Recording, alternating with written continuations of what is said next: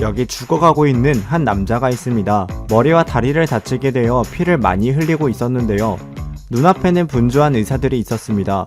그리고 갑자기 의문의 시스템 목소리가 들리게 되는데 새로운 입력 장치를 발견하였고 시스템 재부팅을 하고 있다고 합니다. 그렇게 100% 시스템 재부팅이 완료되었고 AI 바루다가 가동된다고 합니다. 며칠 전 이곳은 태화대학교병원 1년차 선생님들이 교육 중이었는데요. 그리고 이것이 태화대병원 교수진과 태화전자에서 공동으로 개발 중인 진단 목적 AI 일명 바루다라고 합니다. 그리고 여기 1년차 레지던트이자 오늘의 주인공 이수혁 AI 로봇을 보고 놀라고 있었는데요. 교육 수련부장 양원주는 바루다는 성과에 대해서만 가끔 보도되었을 뿐 일반 대중에게 모습을 보인 적이 없으니 이런 반응도 당연하겠다고 하는데요. 현존하는 진단 목적 인공지능 중 가장 큰 잠재력을 가졌다는 국내 최고의 의과대학을 4등으로 졸업한 주인공이 다른 과를 마다하고 이 AI 때문에 내과를 선택했다고 하는데요. 하지만 의학이라는 학문이 워낙 방대한 데다가 그 발전 속도가 어마어마한 까닭에 아직 상용화는 먼 기기라고 합니다. 그치만 지금도 몇 가지 변수만 조정하면 진단 정확도는 상당히 괜찮은 편이라고 합니다. 환자의 성별, 나이, 증상과 발생 시기, 진찰한 소견, 혈액 검사 등등 원내에서 시행한 거의 모든 검사 결과를 입력하면 바루다가 진단을 하여 병명을 알려주는데요. 하지만 여기 두 교수가 함께 내린 진단은 바루다가 내린 진단과 달랐습니다. 이런 오류가 발생하는 이유는 바루다의 연산 능력이 부족해서라기보다 입력되는 수치의 오류라고 하죠. 바루다에게는 오감이 없으니 환자로부터 직접 얻어낼 수 있는 정보가 극히 제한되고 제한된 정보는 출력값의 오류로 이어질 수밖에 없었습니다. 그렇기 때문에 의협에서 걱정하는 것처럼 바루다의 상용화가 빨리 이루어지진 않을 거라고 합니다. 그렇게 설명을 이어나가던 중 바루다에서 이상한 소리가 나기 시작했습니다. 기계에 손을 대보니 열이 올라 뜨거워진 상태였고 시간이 지나자 터지기 일보 직전인 바루다. 그렇게 모두가 대피를 하게 됐는데요. 하지만 대피하는 과정에서 그만 넘어진 주인공은 뒤처지고 맙니다. 가만히 있다간 이들도 휘말릴 수 있었기에 문을 닫아버리죠. 그리고 곧바로 바루다 기계가 폭발해버립니다. 그렇게 기절해버린 주인공, 그러자 이상한 시스템 문구가 보이게 되어지는데요. AI 바루다를 가동하겠다고 합니다. 주인공의 데이터베이스에 접근한 AI 바루다, 주인공이 본과 1학년 때 배운 해부학 내과학을 포함해 주인공이 직접 보고 공부한 것들이 눈앞에 펼쳐졌는데요. 주인공은 입원하게 되었고 기절 상태에 빠진 주인공이지만 웃고 있었습니다. 이를 수상하게 여긴 교수는 주인공에게 뇌파 검사를 실행하게 되죠. 사실 주인공 머리에 박힌 것은 바루다의 칩이었고 이미 연결 조직으로 둘러싸여서 뇌에 붙여버린 걸 빼기엔 한계가 있었습니다.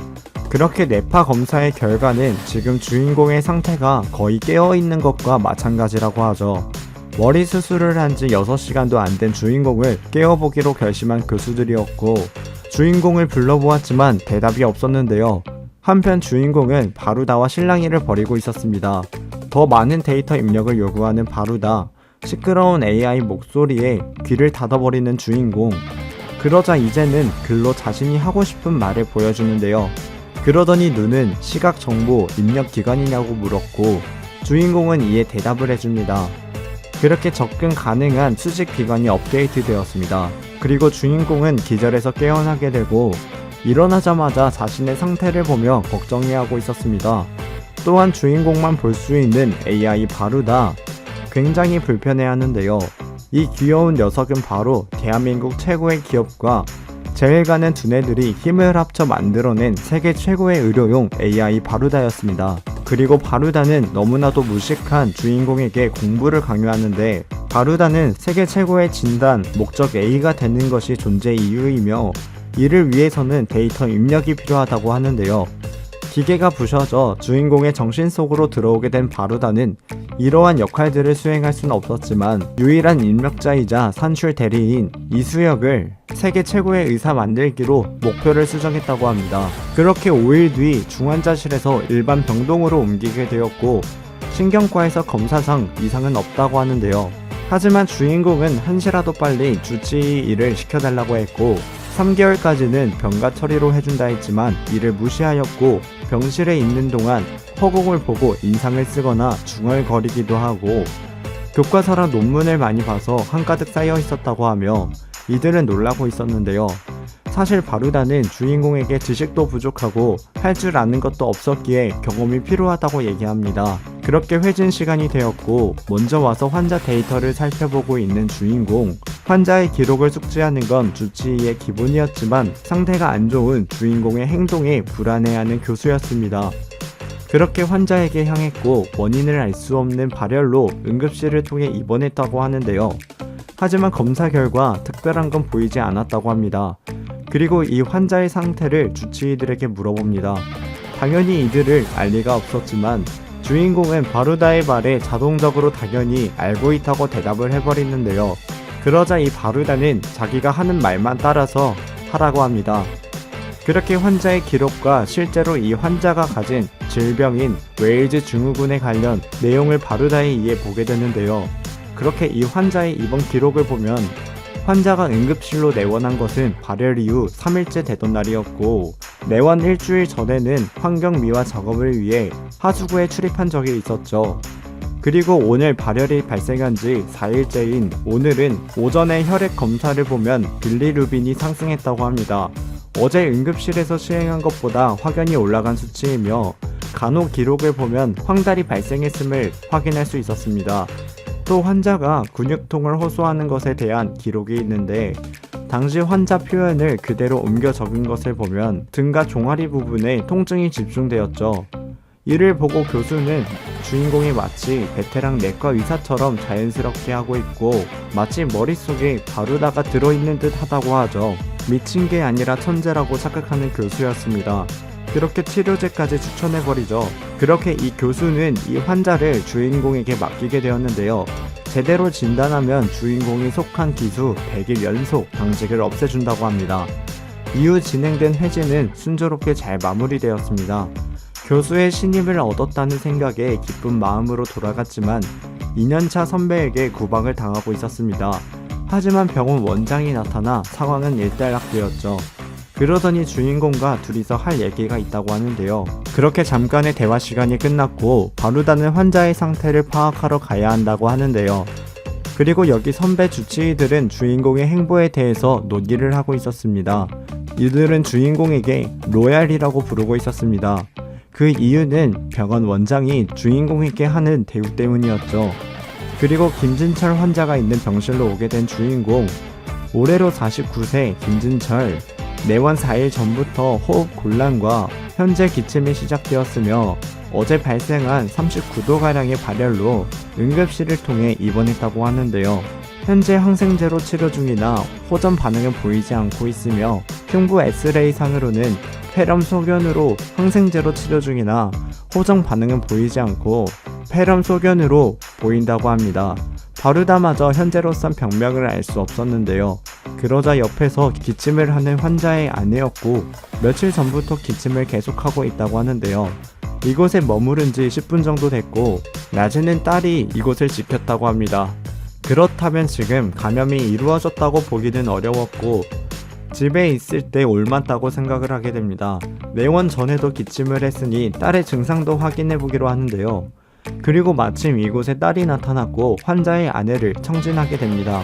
양측의 폐 하엽에서 소리가 나고 있었고 미숙한 청진으로도 폐렴이라는 걸 알 수 있었습니다. 그것도 상당히 진행된 상태라는 걸 말이죠. 한 가지 의아한 점은 세균성 폐렴의 감염이 이렇게 빠른지 의문이었습니다. 그리하여 이들은 보호자 감염원이 김진철 환자가 아닐 가능성을 제기합니다. 그렇게 주인공은 이들에게 현재는 외래가 끝난 시간이니 함께 응급실에 가서 접수를 하고 검사를 하자고 제안합니다. 이후에 검사를 하게 되었고 환자 아내의 양측 폐 하엽에 음영이 증가해 있고 폐렴에 합당하다고 말하는 바루다였습니다. 그에 반해 딸인 김세희 환자의 폐는 깨끗해 있었죠. 부인인 오진경 환자는 혈액 검사에서도 중성구가 떠 있어서 세균성 폐렴을 의심했지만 김세희 환자는 완전히 정상이었습니다. 그리고 바루다는 여러 가능성을 추론하는데 감염원이 사람이 아닌 경우 1차 접촉자인 김진철, 오진경 환자만 감염이 될 수 있다고 말했고 추가 문진을 요청하는데요. 마침 엄마의 기침이 계속해서 심해지고 있었고 기침 빈도가 늘어난 상태였습니다. 산소 공급 장치 사용을 추천하는 바루다였고 최근에 목장이나 동물 사육하는 곳을 방문한 적이 있냐고 물어봅니다. 사실 이들은 앵무새를 키우고 있었는데요. 바루다는 앵무새병을 확신하고 있었습니다. 앵무새 같은 조류로부터 감염되는 감염성 질병, 감염 시 발열과 폐렴 전신 증상이 나타나고 제대로 치료가 되지 않으면 죽을 수도 있는 병이지만 의사가 살아가는 평생 단 한 번도 접하지 못할 수도 있는 무척 낯선 질환이었습니다. 그렇게 바루다는 항생제 변경할 것을 요구하였고 항생제를 교체하려면 성격 더러운 선배 주치의에게 허락을 받아야 했죠. 항생제라는 건 환자의 예후에 지대한 영향을 끼칠 수 있는 약제이며 엉뚱한 항생제를 사용해 사망한 사례도 끊임없이 나오고 있었고 이렇게 중요한 시한을 1년차에게 맡기는 정신나간 의국은 없었는데요. 그리고 원칙상 1년차는 2년차에게 문의했어야만 했고 2년차 주치의 선배에게 전화를 했는데 싸가지 없는 선배의 반응은 이상하게도 주인공의 전화를 반기는 듯한 목소리였습니다. 사실 이 선배들은 주인공이 병원 원장의 아들이라고 착각하고 있었기 때문이었죠. 하지만 선배는 과장님께 직접 확인하라고 넘기는데요. 그렇게 과장에게 전화를 걸었고 김진철 환자에 대해 말합니다. 앵무새병이 의심되어 현재 사용 중인 다른 약으로 변경해도 좋을지 문의하게 되는데요. 그렇게 진단 내린 이유는 환자에게 호흡 곤란과 함께 기침이 발생했으며 내원 당시 시행한 검사상에도 왼쪽 폐 아랫부분에 음영이 증가하고 있다고 합니다. 또한 혈액 검사상 세균성 감염을 시사하는 소견이 보여 세균성 폐렴이 합당했지만 동시에 항생제 반응이 보이지 않는 발열이 동반되고 있었고 이는 지역사회에서 획득 가능한 종류의 세균은 아니란 뜻이었습니다. 그리고 환자의 보호자인 여자 오진경도 환자와 비슷한 시기에 같은 증상을 보였고 금일 응급실에서 검사 시행을 하였는데 그 결과 같은 영상을 보였다고 하죠. 그런데 두 환자가 증상을 보이기 시작할 무렵부터 접촉한 딸 김세희는 증상도 전혀 없고 검사상 이상 소견을 보이지 않았었는데요. 그렇게 주인공은 수인성 질환의 가능성이 있다고 판단했습니다. 과장에게서 약을 변경할 수 있는 허락을 받게 됩니다. 그렇게 며칠 후 환자들을 다시 찾아갔고 다행히 많이 호전되어 있다고 하는데요. 기침도 덜 나게 되었고 혈색도 많이 좋아졌다고 합니다. 더불어 남편도 함께 상태가 많이 좋아졌다고 하죠. 그렇게 평온한 아침을 가지고 있던 순간 주인공에게 걸려온 한 통의 전화.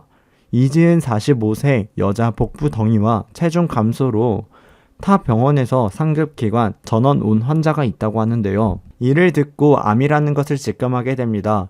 하지만 바루다는 암이 아니라고 하는데요. 암이라고 하기엔 폐색 증상이 없었고 큰 덩어리가 암이면 이미 장이 막혀 있었어야 정상이었다고 합니다. CT를 보면 덩이가 있는 부위 뒤로 이미 통과한 대변이 있기도 하고 약간 좁아지기는 했어도 폐색은 확실히 없었는데요. 하지만 옆에 있는 주치의 선배는 이 상황을 암이라고 확신하고 있었습니다. 게다가 이 환자를 전 병원에서도 암으로 판단하고 있었죠.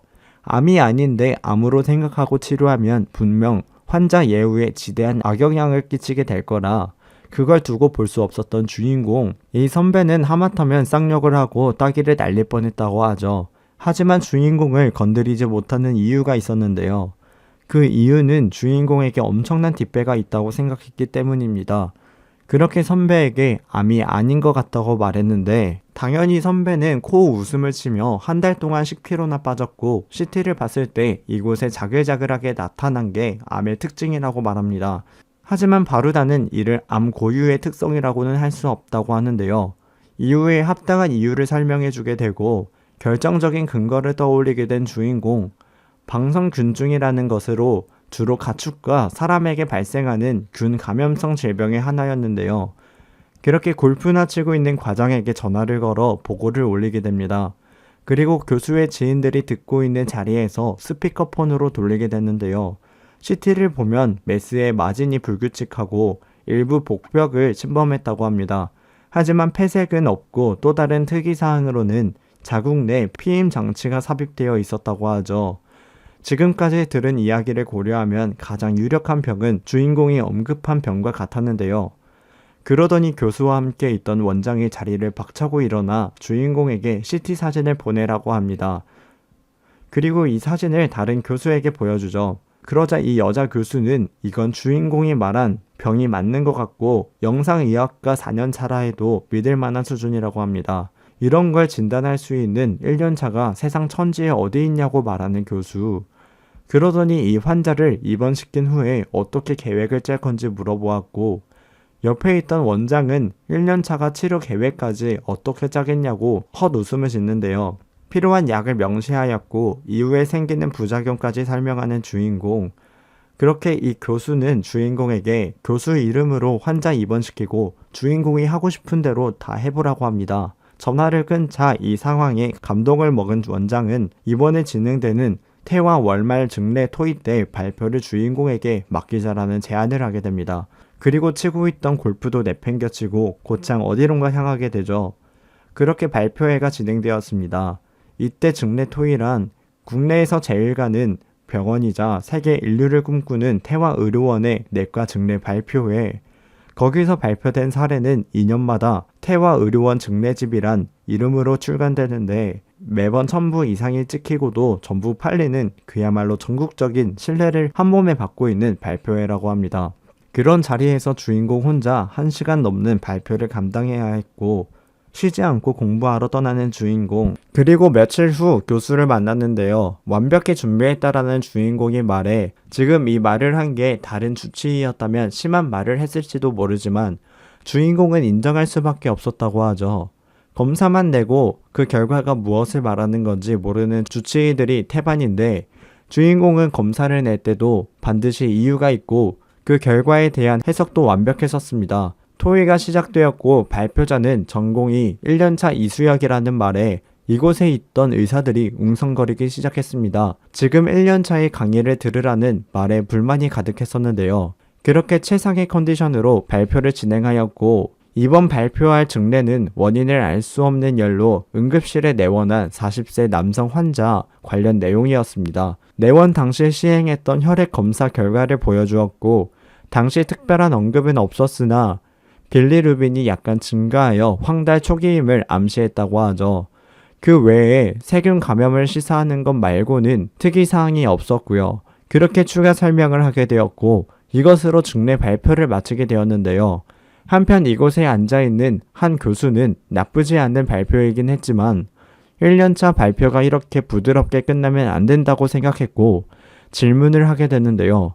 치료는 잘했고 진단도 잘했지만 지정이가 신현태 교수였던 점 그냥 교수 처방 따라가고 발표만 한 게 아닌가라는 생각을 했다고 하는데요. 그리고 정말 주인공이 언급한 렙토스피라의 질명에 대해 잘 알고 있는지 질문을 할 생각이었죠. 렙토스피라랑 감별해야 할 질환이 무엇인지 물었고 증상별로 모두 묻게 되는데요. 이 질문에 옆에 있던 교수들이 한숨을 쉬기 시작했습니다. 그 이유는 1년차 주인공이 당연히 질문에 대답을 하지 못할 거라는 생각을 했기 때문이었죠. 전공의 발표 시간에는 악마가 따로 없는 교수이자 항상 진땀을 뺄 때까지 질문을 늘어놓고 곤란해하는 걸 보면서 희열을 느끼는 교수였다고 합니다. 하지만 주인공에겐 바루다가 있었는데요. 그렇게 악마 교수가 질문에 시원시원한 대답을 하였고 1년차가 많은 질환을 나열하고 설명하는 것에 대해 매우 놀라게 됩니다. 그러더니 질문이 너무 쉬웠다고 생각했는지 추가 질문을 하게 됐는데요. 주인공은 과연 이 증례 토의를 무사히 마칠 수 있을까요? 그리고 주인공은 원하는 세계 최고의 내과 의사가 될 수 있을까요? 다음 내용이 궁금하시다면 네이버 웹툰 AI 닥터 11화를 참고하시기 바랍니다.